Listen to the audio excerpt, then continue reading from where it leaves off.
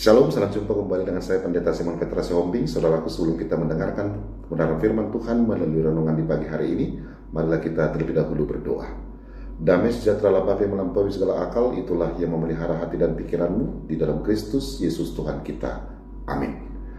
Saudaraku terkasih, firman Tuhan renungan di pagi hari ini tertulis dari Matius 6 ayat 33. Demikianlah firman-Nya. Tetapi carilah dahulu kerajaan Allah dan kebenarannya, maka semuanya itu akan ditambahkan kepadamu. Demikianlah pembacaan firman Tuhan. Saudara yang terkasih, setiap orang punya prioritas di dalam hidupnya. Ada yang mengejar karir, ada yang mengejar pendidikan atau pengakuan. Semuanya itu penting, saudaraku. Tetapi firman Tuhan hari ini melalui Injil Matius mengingatkan kita bahwa apa yang kita utamakan akan menentukan arah hidup kita.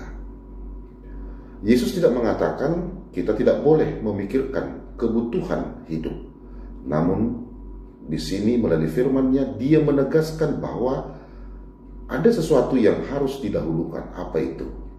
Kerajaan Allah dan kebenarannya. Artinya saudaraku, menempatkan Tuhan sebagai pusat hidup kita.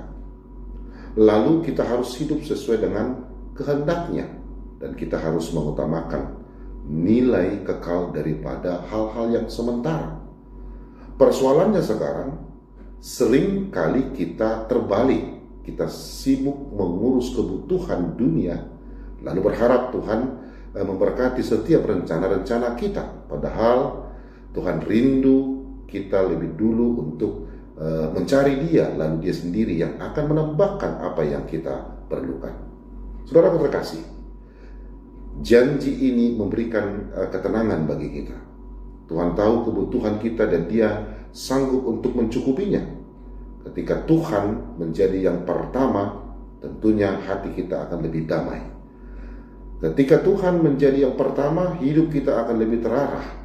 Dan ketika Tuhan menjadi yang terutama dan pertama, kita tidak lagi mudah untuk dikuasai kekhawatiran akan perjalanan hidup kita. Saudaraku, mari kita sisihkan waktu kita secara khusus setiap hari untuk Tuhan. Dan kita juga harus mulai belajar taat dari hal-hal kecil. Dan kita harus percaya bahwa Tuhan senantiasa memelihara hidup kita. Amin, marilah kita berdoa. Bapa dalam surga, terima kasih Tuhan untuk firman-Mu, di mana Engkau mengingatkan kami agar kami mendahulukan untuk senantiasa mencari Engkau. Bapa dalam surga, kami percaya Engkau telah mempersiapkan setiap apa yang kami butuhkan di dalam hidup kami, keluarga kami. Bapa dalam surga, berkati kami senantiasa di tengah-tengah keluarga kami, pekerjaan kami, dan pelayanan kami. Dan kami juga tidak lupa untuk mendoakan buat jemaat yang mengalami sakit penyakit. Tuhan yang memberikan kesembuhan bagi mereka. Di dalam Kristus Yesus kami berdoa. Amin. Selamat beraktivitas, tetap semangat saudaraku. Tuhan Yesus Kristus memberkati kita semua. Shalom.